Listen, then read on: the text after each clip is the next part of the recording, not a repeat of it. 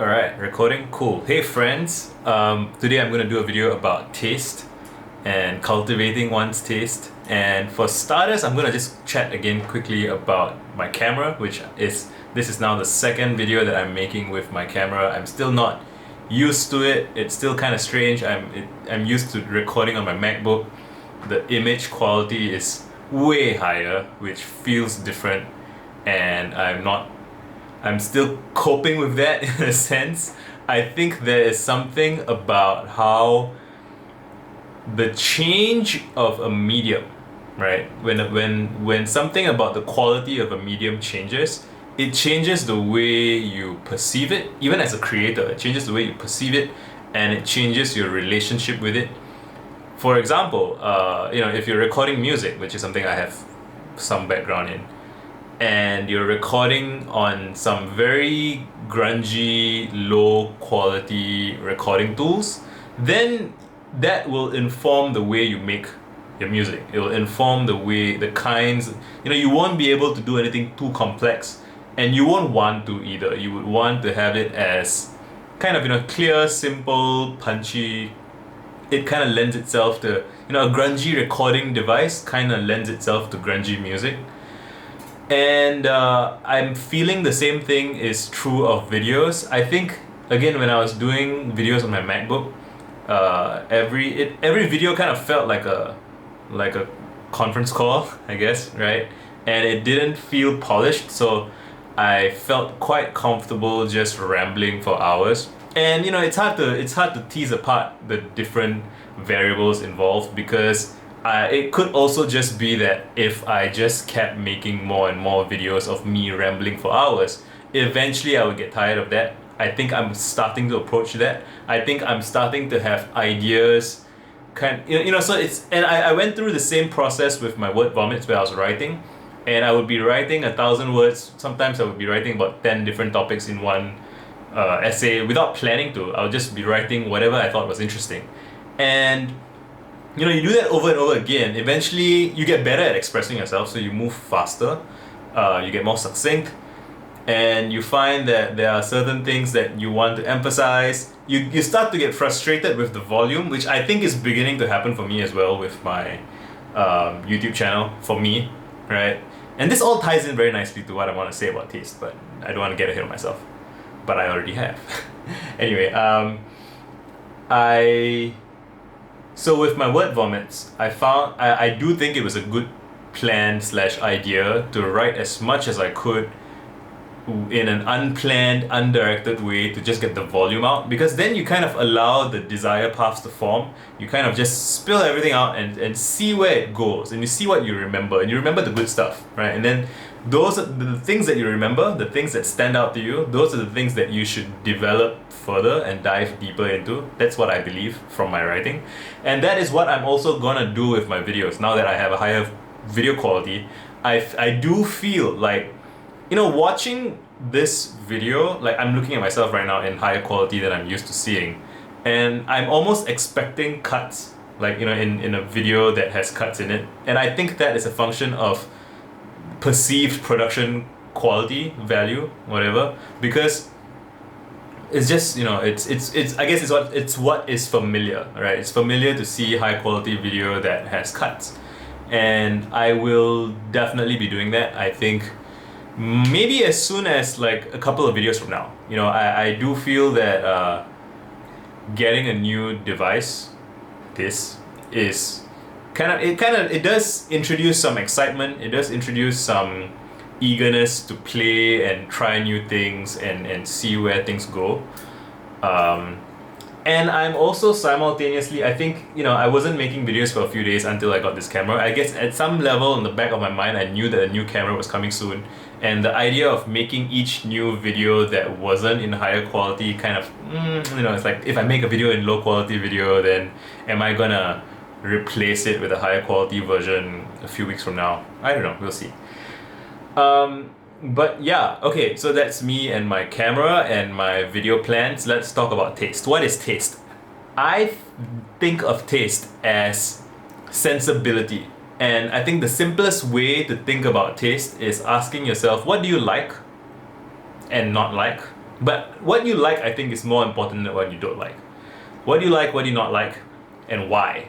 Why do you like what you like, and why do you not like what you don't like?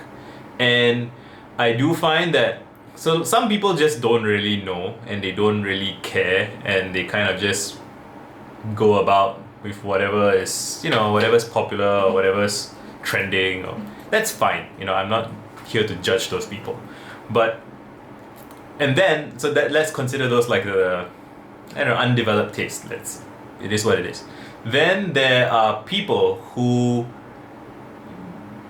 are very critical of things that they don't like, and they spend a lot of time and energy describing what they don't like, and their criticisms tend to be, it might be very articulate, it might be very impressive sounding, but it's very it's put downs. It's stuff that, here's, these things are bad, these things are imperfect, these things are wrong. And it's hard for me to articulate precisely what's different between good criticism and unproductive criticism, like in the details. I'll probably eventually make a video about that. I'll have to think about it, write it down, think about it some more, and figure out what I think. But I would say broadly, I know that people who make things, their criticisms are much more grounded, much less abstract, much more nourishing, in a sense that even when they tell you that this part's not working, they can tell you why, and they guide you towards what it could be. I think that's my gold standard for good criticism. It doesn't just say, this part was not very believable. Like that, all fiction is a suspension of belief in some sense, right? So you have to get into the motivations of the characters. Okay, I'm getting specific about like fiction, I guess, but when we're talking about movies or games, a sense of what the maker was trying to do, what they were trying to accomplish, and a sense of how you can how they have failed in that sense on their quest. Like you can't, if you're faulting like a punk rock band for not sounding perfectly polished, if you say that the timing is sloppy or whatever. I mean, there's nuance. I don't want to paint out the whole picture for that specific thing would take way too much time. It's not what I'll be doing right now anyway. What I'm trying to say is there is unproductive criticism, and you can acquire status for being an entertaining critic who just puts stuff down all the time and not develop your own taste in the process. You're just good at identifying flaws, and everything is flawed to some degree, right? Whatever is the most perfect thing. The Godfather is one of the movies that's widely acknowledged to be the greatest movie of all time. There's like fight scenes that are, not realistic, and it doesn't look believable. Like whatever, it's you have to judge things. Well, that's my perception of how you should judge things. Anyway, what I want to talk about taste, right? And so that's criticism, that's effective, ineffective criticism, nourishing, scathing criticism, right? I'm kind of revealing some of my biases and my worldview there, but that always happens when you're making stuff, and there's no point trying to deny it, right? And anyway, so there's that.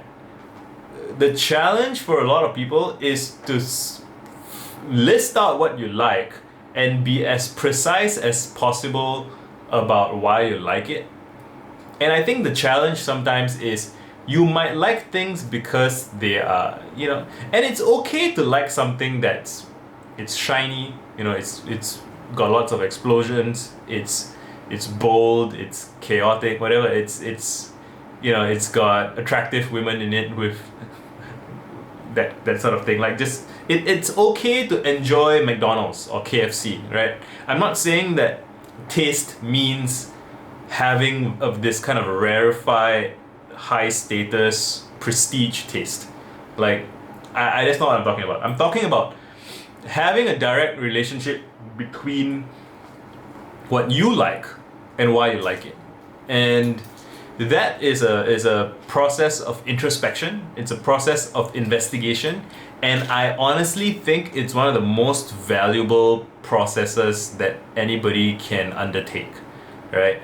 And if you look at my YouTube channel, right, I guess let's talk about. I'm glancing at my channel page, and you see my thumbnails. Several people have told me that they like my thumbnails, and it's not an accident that my thumbnails are kind of decent. They are pretty good because I have taste when it comes to images and text. Like I go through images that I like. I crop it in a way that I like, that makes it focus on the. I'm not like a design background. I'm not a person with a design background. I'm not an artist. I'm not a but I can be a bit of a stickler for things like kerning and like font size and placement, arrangement. I can spend all day on those things. I have to deliberately decide the kind of time box it. Like, okay, I'm only going to spend 5 minutes on this, and then whatever seems good enough at the end of the 5 minutes, I'm going to ship that and be done with it, because otherwise I can spend hours and hours clicking through fonts and clicking through images and stuff like that. Which isn't to say that that's something you should aspire to do. You should figure out what is a thing that you have a preference for. I think it might almost be innate. It could be something that sometimes somebody shows you something and it resonates with you. Like it does not currently bother me. Well, I'm quite conflicted about this. You can see there's a lot of nuance. There's a lot of things that are generally true but not always, and so I'm hesitant to overgeneralize. But the principle is to be intentional about what you like and what you don't like and why you choose what you choose, and that intent does not need to be fully realized. So I have jewelry that I like to wear, right? And there's some intent, right? I make choices based on what I think I like, but it's also informed by my options, right? If I could have all of my videos be very edited and polished, I would, but that would take either a lot of time on my part, or I would have to hire somebody, or ask someone to do me a favor, and then I'll have to manage that relationship. Like, there's all these pros and cons, and I don't know, I didn't set out to make that a part of this video about taste, but it is relevant.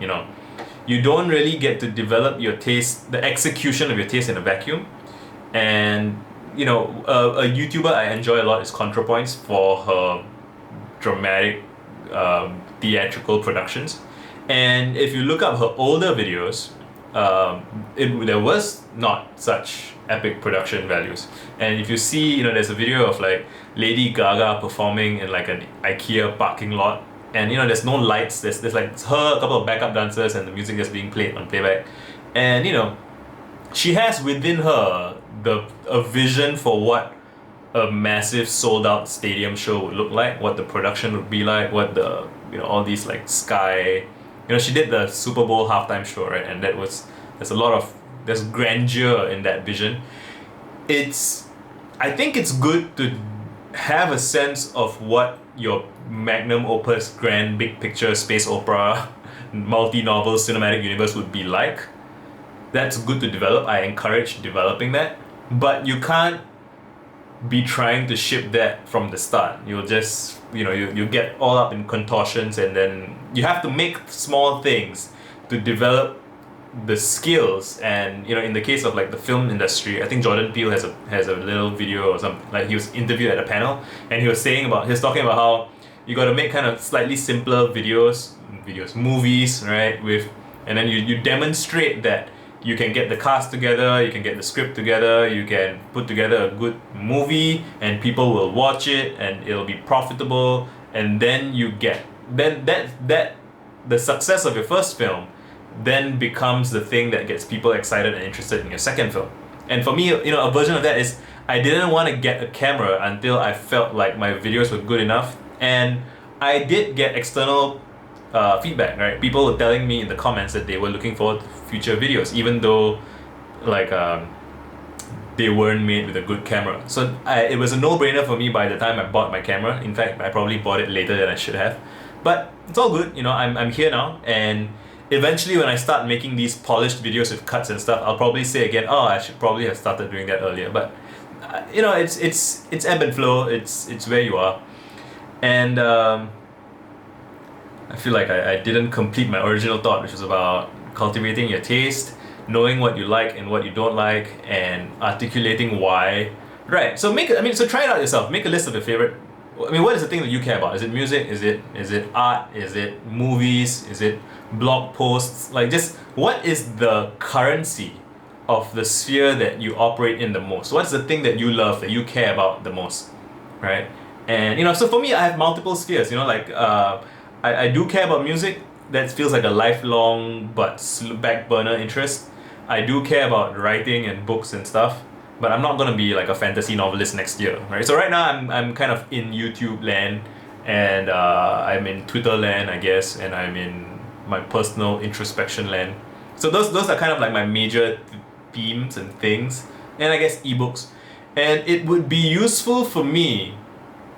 Actually, I feel like I'm saying something that I do believe, but isn't actually the way I conduct myself, and that's one of those slightly scary moments where I'm probably gonna, one of the things has to give, right? Either what I believe is better than what I'm saying, or what I'm saying is better than what I believe. And if that's true, then I'm gonna end up modifying my. I think what's gonna happen is I'm gonna end up modifying my beliefs to suit what I know to be true, or I'm gonna try, right?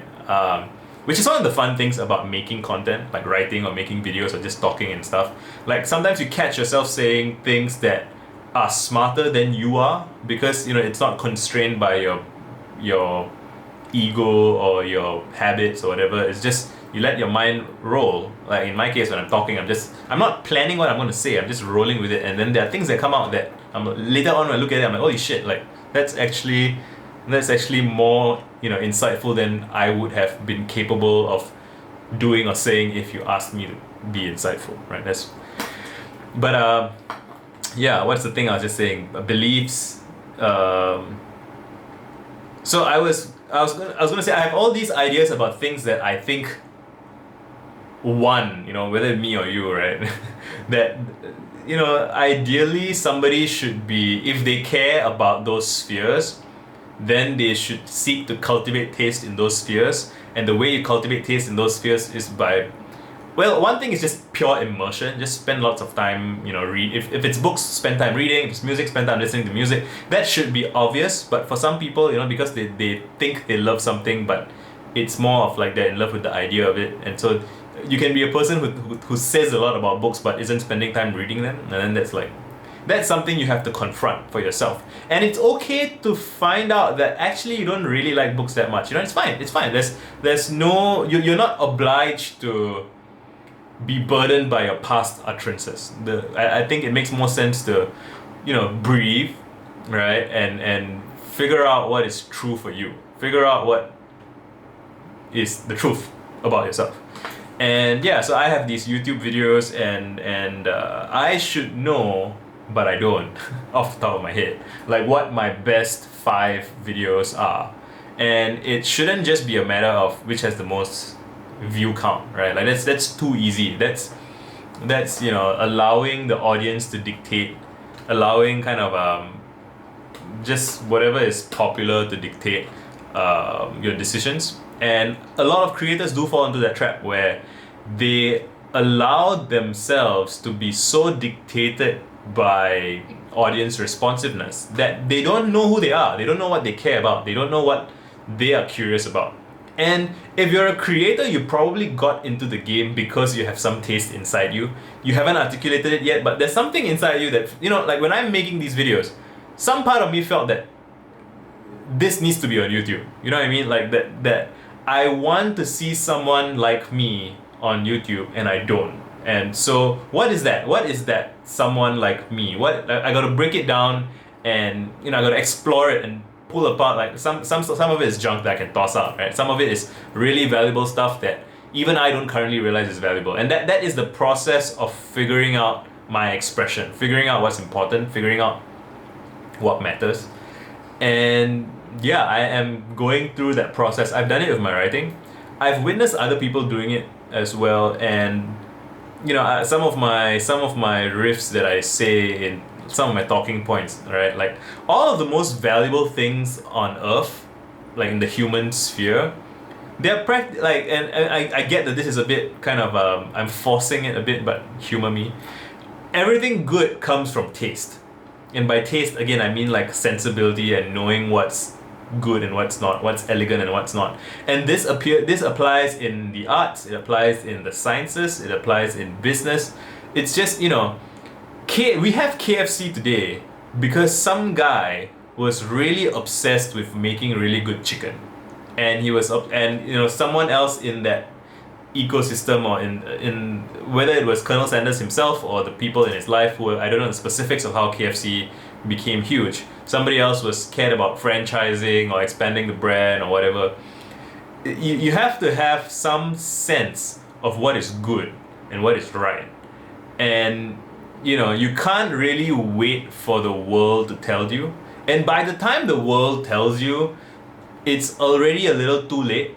You know what I mean? So like the Lord of the Rings, Game of Thrones, like these things were made by people who cared deeply about their interests. When George R.R. Martin was writing the first Game of Thrones book, I don't know how many people, like he had his small fan base, but he didn't know it was going to be huge. Nobody knew it was going to be huge. Sometimes these things just, you can't try to control these things. And I mean, you can try and be like a follower, meaning like, oh, something like Game of Thrones is popular, and then you quickly try to write something that is similar to capture some of the demand that's created by that fad, which isn't an entirely bad strategy for, it's good to write, it's smart to write like fan fiction. On YouTube you'll see people doing like, they'll cover the songs, like musicians will cover the songs of soundtracks. That's really smart, but that cannot be a substitute for your taste. That's what I'm trying to say, right? And this is my point of view. You can live your whole life without developing your taste. You can just do cover songs, you can play in a cover band, you can whatever that equivalent is. But I am trying, like in my personal life, I'm 30 years old, so I'm done with my 20s. I'm done screwing around. I'm ready to kind of incubate my best work. Like I can feel that I'm gonna do substantial things this decade. My YouTube channel is gonna be one of them. It's not it yet. This isn't it. This is still me workshopping this stuff in my, this is still backstage. Like you guys are all still in my backstage phase. I'm gonna put on a much more comprehensive show. And when I say show, I don't mean like something fake or something false. I mean something that is comprehensive and thoughtfully put together, something that is very, where every point in the production is resonant, because it all has this coherence of aesthetics. I realize that might sound like gibberish to some people, but I guess I need people to reply with comments and tell me what they're getting out of this, because a lot of this is my internal language with myself that I've developed from years of introspection. I have had conversations with a bunch of people, and they tend to either get it or not. I have persuaded some people to see things my way a little bit more, although I'm not really trying to convert people from not being like me to being like me, because I do think you need to have some kind of and I'm not sure it's possible to make that conversion and to like flip someone and change them. I think rather there are people who are already, you kind of probably already have a sense of whether or not you are a taste-driven person. And if you're not, that's fine. I don't want people who don't want to be creators to feel pressured to become creators. That doesn't help anybody. It does a disservice to the creators, it does a disservice to it's, don't force yourself to swim if you're meant to fly, that kind of thing. But if you know within yourself that you're supposed to make stuff, that you're a writer or a musician, whatever, then and again, maybe you're not meant to make, I don't know you, right? You know yourself better than I do. And but if you're a person who's like, I'm supposed to make stuff but I'm kind of stuck, then that's what this is about. I'm trying to say that you have to cultivate your taste. Meaning, again, like go back and look at all the stuff that you love. If you're drawing cartoons or you're So even as I'm doing music practice casually for fun, just to appreciate music and enjoy it, and I am finding out that I have all of these ideas about what sounds good and what doesn't, that's like encoded in my fingers, right? It's like embodied taste. It's not entirely intellectual. It's and it's something that it's very joyful to explore for me. I don't know if it is that way for everybody, but so it goes, man. It's 25 minutes. I don't feel like I have delivered on what I've been trying to get at. Let me scan through this blog post that I once put together. I'll link the blog post in the comments. There's a quote from Quentin Tarantino, who was a film geek, and Tarantino has done a bunch of bad shit apparently, and I'm not a fan of Tarantino himself or his work, but I'm like a meta fan in a sense. I appreciate his obsession with his craft, and I appreciate I think his perspective on taste is correct, even though I don't share his taste. I share his beliefs about taste, right? And if you don't like Tarantino, that's fine. You don't have to. I don't. I'm not a Tarantino fan, but like, you can achieve greatness doing the complete opposite of what Tarantino did, if it's what you genuinely believe, right? It's the conviction and it's the considered conviction that matters. It's not conviction from, I want this to be true and therefore I believe it really strongly. It's knowing your stuff, and he says they watch movies all the time. They have a high regard for their own opinion. They've learned to break down a movie. They understand what they like and they don't like. It's not open to discussion. And when he got involved in the movie industry, he was shocked at how little faith people had in their own opinions, right? Because their opinions are not grounded. It's not, do you like this? I don't know what I like. Is this good? Is this not? I don't know. You need to know the field, right? You need to know the land before you know what your feelings are about each part of a thing. Let me scroll more. It's a Steve Jobs quote about everything around you being made by people who know smarter than you. It's the Ira Glass quote: nobody tells beginners that you get into the work because you have taste, and you have to put in the work and produce stuff over and over again and produce a sea of imperfect work to be able to start to gratify your taste. Right, Philip Stark. There's a beautiful quote. I really, so again, I'm not like an architect person or a product design person, but I read about Philip Stark and I loved him because of the way he talks about his work, which is really, I'll link to it. It really feels like there's a sacredness to it, and all of I do feel like all my ideas are tied together in some way. I have these ideas about talismans, these ideas about magic, sacredness, ritual, meaning.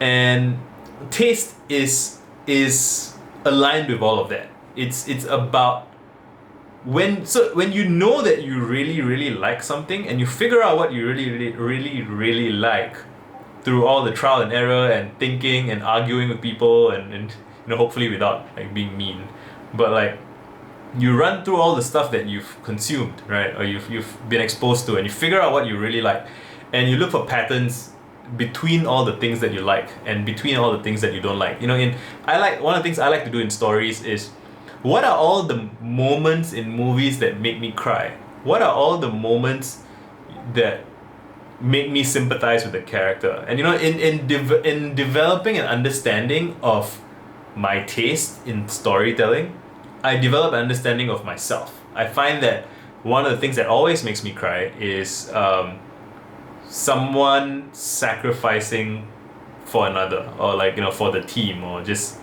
someone choosing to give up something of themselves, or just choosing to make a difficult decision to help others without seeing any benefit from it. That always fucks me up. And people looking out for their siblings, that's another one. There's a bunch of stuff like that, and so I could piece together from those things, like, if I were to make a movie that would maximally move me, then I would use all of those tropes that have moved me. Yeah. right? And that applies to everything, with writing, with videos, with whatever it is that you're doing. It's really, it's a kind of sorcery in a sense. Like when you develop your taste, you develop the ability to satisfy yourself or to know what satisfies you. And again, with Ira Glass's quote about how there's a gap between what you know you want and what you're capable of doing, but being able to articulate what you want automatically bumps you up a certain amount. And then being able to kind of connect the dots, like you fail your way to it until you get there. But yeah, anything else? Draft of essays. We don't really encourage people to develop their taste. Yeah, I guess that's the one of the painful things, right? So it's about creativity, right? And like literally like making stuff, creating, the act of creating. We do not encourage it, even though we pay lip service to it, because it's a very messy process. You know, like school is a very bad place to develop your taste, because to develop your taste you have to direct your attention and you have to let your attention go where it wants, and then you have to investigate it afterwards and like, oh, why did I gravitate towards that? And in school, again, you have so many kids in a classroom, you have a curriculum, you have lesson time or whatever. What ends up happening is that your attention is directed for you. Pay attention, right? And pay attention to the whiteboard, pay attention to the teacher. You don't get to figure out where your attention wants to go. And it's a kind of potty training in a way. Your attention has to start and stop on command. You have to repress yourself. And when you do that, you lose a sense of feeling. You lose that embodied, sensitivity to what you love and what you don't like, right? And we ultimately worship people who survive childhood and adulthood with their taste intact, and they make the Louboutin shoes, and they make the Alexander McQueen dresses, and they make iPhones, right? They make beautiful products, beautiful art, beautiful fiction. And even I would go so far as to say, like, Einstein had quotes about how he had an ordinary mind, but he was just persistently curious about things, just always asking questions. Richard Feynman was like that, so just playfully observant, always asking questions, right? And asking questions is a way of cultivating taste. It's a way of caring about a certain set of problems. It's like, where is your attention? Where is it going? What are you thinking about? Why? What's on your mind? What do you really care about? What's bothering you? What do you want to know? What do you really, really want to know? Like, people lose that spark, of wanting to know things and wanting to figure stuff out. And I don't want to judge people who don't feel like they are hungry to know more or hungry to develop their taste. Like, there might be a whole bunch of other things going on at the same time. But I don't accept the idea that most people have no taste. I don't think that's true. I think most people have their taste stripped from them, in a sense. Most people are numb. They have been numbed. Kids have taste. Talk to kids. Ask young kids what they like, what they want, and ask them from a curious and non-judgmental way. They'll love to tell you if they don't feel threatened. Like, I find that sometimes when I talk to like my nephews and niece, one of my nephews particularly, he feels that I am like an authority figure as his uncle, and like he's supposed to give me some correct answer. And I'm like, I don't care. Like, I just want to know what you think. And people forget what they think. They get coerced, and it is a kind of oppression, right? By the rigors of everyday life, by having to have a job, having to pay the bills, and like there's those conditions that are slightly coercive or repressive in some way. But then the worldview that comes with it, that's harder to shake. And to decide to spend 10-20 minutes every day cultivating your taste, I think that was a very I didn't make a lot of good decisions in life, but one of the great decisions I made for myself in my 20s was I would go to work, I would come home from work. It was a very cognitively demanding job that was, and it wasn't physically demanding, but like I would be mentally exhausted at the end of every day. But I would try to force myself to write and to think, and like those are things that I cared about. And keeping that spark alive throughout my 20s I would say has given me the opportunity to do what I love for a living. You know, I don't make a full-time living making videos and selling ebooks and stuff. I do still do marketing consulting. But even then, my consulting work is with clients who know me, understand my values and perspective, and they're hiring me because they like who I am and they like the way I think. And that's, you know, if that's how I have to make a living for the rest of my life, that's great. You know, that's, I have already won in a certain sense. And I'm trying to share that shit with other people because it doesn't feel fair that I get to live this life and, you know, not everyone will want this life, but people who want this life shouldn't be held back by a lack of knowledge, a lack of self-belief, a lack of you know, those things. So this video is about that, I guess. I don't think I've done it perfect justice, but I don't want it to be too long. Thanks for hanging out. Let me know if you have any questions in the comments, and done.